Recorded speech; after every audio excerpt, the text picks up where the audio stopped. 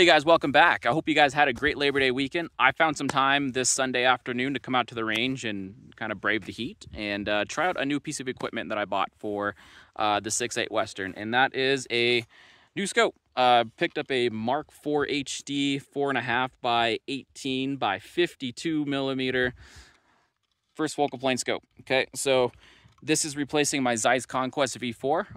We're going to get this thing dialed in at 100 yards and get you guys behind the spot and scope and shoot at some longer ranges with my hand-loaded 156 Hammer Hunter bullets. Now, why the change of scopes? Well, if you guys didn't catch my last video, you can up here. I do a rifle breakdown of my custom build and compare it to a custom 7 PRC build that my sister did.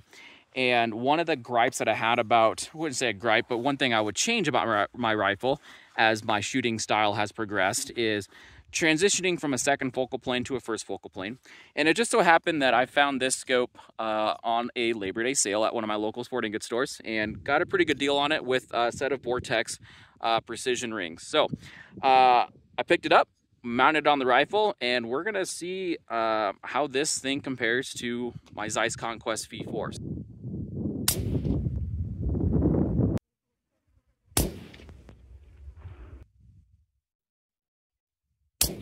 Okay, we are zeroed at 100 yards.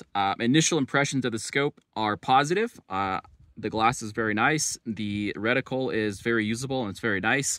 The floating center dot is awesome for precision shooting.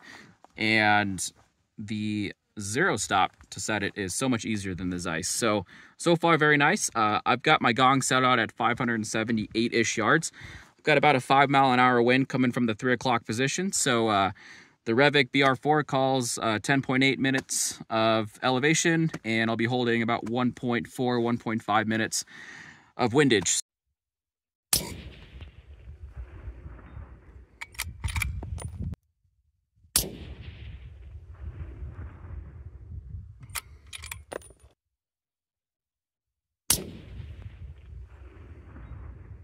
All right, as you can see, not the greatest groups at 575 yards. Nonetheless, though, I've got the gong now set up at 1,000 yards. I haven't shot this distance for a while, and I've never shot the 156 Hammer Hunters this far.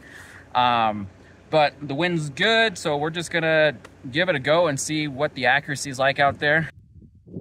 As you're going to see, the accuracy continues to fall apart at this 1,000-yard range as it did at the 575-yard range. This is a 10-inch gong, and at that 570-yard range, today, all 3 shots cover the entire gong. And this has been a reoccurring theme that you guys haven't seen on camera, because I've been shooting this ammo for the past couple months off camera, and it's been consistently inaccurate, and it doesn't inspire confidence with using this bullet this hunting season. So I'm going to go back on what I said and not use this bullet this hunting season, and instead use the Berger 170. Now this group here was sighted in today.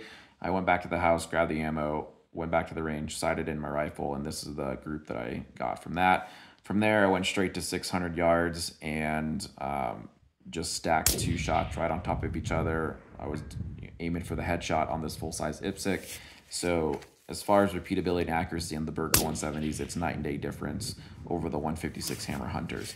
And then the curiosity got the best of me, and I ended up stretching this thing out to 1,000 and a couple hits off plate, but I had to make a little bit of adjustment on my dope, and I was favoring the left side of the plate. I didn't hold any wind, so there were a couple shots off the plate, but as you can just see in general, the repeatability and the accuracy of this bullet compared to the 156 Hammer Hunter is night and day, and I have a lot more confidence with this bullet than I do the 156 Hammer Hunter, and that is why I'm choosing to just full send this bullet for this year's hunting season. All right, that should summarize the new equipment on the rifle regarding the scope and the bullet that I'm going to be choosing to use once again this year for hunting season.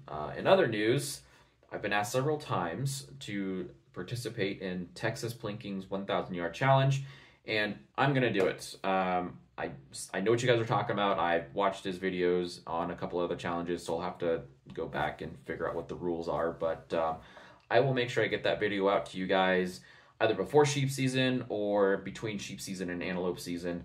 I've got a little bit of time there. So if you guys want to see that video, make sure you guys are subscribed to the channel so that way you guys are notified when I release that video. Also, if you guys haven't been a part of my recent community post, I posted over on the channel about what caliber you guys might want to see me build next on the channel. This will be for next year's hunting season. I'll probably get things rolling this winter sometime is when I like to start kind of reloading ammo and building guns. So I'm not scrapping the 6.8 Western, but I would like to get into something different and try something new to scratch that itch that I've kind of got. I've hunted with 6.8 Western and 308, so those are the two calibers I've hunted with. I would like to step out of that zone and do something different. So I'm kind of relying on you guys to bombard me with caliber options on what you guys think will work, and I will make a short list of what calibers I think are going to work the best for my situation. So if you guys haven't been a part of that, please bump over to the community tab on the YouTube channel, on my channel, and spam with comments. With that being said, you guys, thank you so much for your time, and I look forward to the next video. Have a great night.